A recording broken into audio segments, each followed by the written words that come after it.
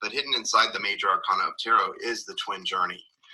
And the twin prophecy, the twin soul prophecy, which is that twin souls would come into contact in the physical world in their last lifetimes, because those last lifetimes would happen just as the earth was transitioning into the new earth, which is happening right now, according to a lot of things. According to Dolores Cannon, she discovered that through hypnotherapy and started doing quantum healing hypnosis therapy.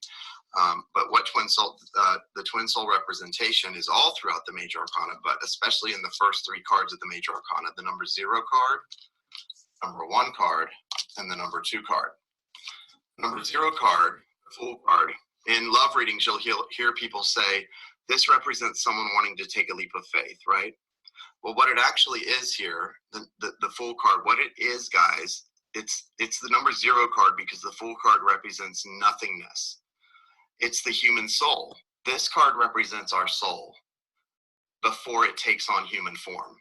It's ready to take that leap off the cliff and manifest into human form, but it hasn't yet. It's all hope, no manifestation. It's the 0 card. It's nothingness. It's 0, right?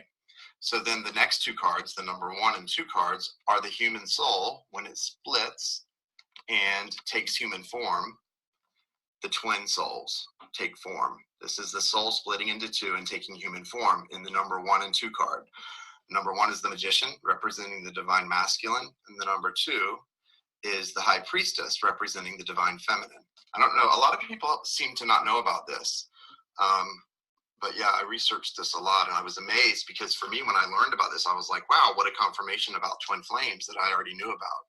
So if you look at these 2 cards, it really is a representation of the divine masculine and feminine and their powers.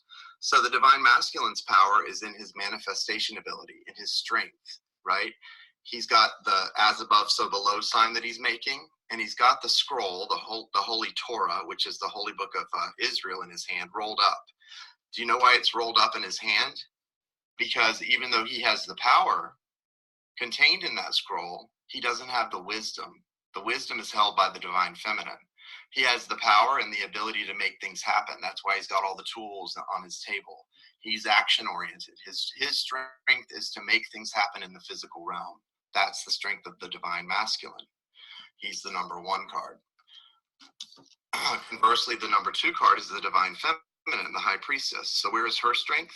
It's not in power or in making things happen or in action. She's sitting down. She's not standing at a table making things happen. She's sitting down in her throne, and she's connected to source. Her connection is to God, to source. So she has that scroll also that he's holding, but look what she's got. It see, it says Torah. It's unrolled, and it's sitting in her lap. Why? Because she has the wisdom. She understands the words, guys. She has the inner knowing. So her strength, whereas his strength lies in as the divine masculine, his strength lies in the actual action and getting things done. Her strength lies in the knowing, the wisdom, the emotion, the feeling. So many of you who are tarot readers or have strong intuition will get this card as your card. And it also, besides just representing that you have a strong intuition, it represents that you are the divine feminine in your relationship. So that's what these 2 things are. Also, the last card in the major arcana. Do you guys know what the last card of the major arcana is? I'm sure somebody knows. What's the last card in the major arcana? It's card number 33, I believe. I don't know what the J and B stand for. I've heard, but I can't remember. The world, right? The world card. Here it is, card number 21. Do you know why the world card is the last card in the major arcana and what it has to do with the twin soul prophecy? Does anyone know? It's a lot about what Dolores Cannon talks about, what she learned from quantum, well, yes, just like the high priestess represents intuition, the world card represents change and a new cycle. I'm talking about the actual meanings on a deeper level and on what's happening in the world and the prophecy. The world card represents ascension, right? The new earth. You know we're ascending to the new earth, guys. That's why twin souls are coming together in union. Twin souls are coming together in union because of the power they hold when they come into union, which is the exact reason that they had to split in the first place, to keep that power apart.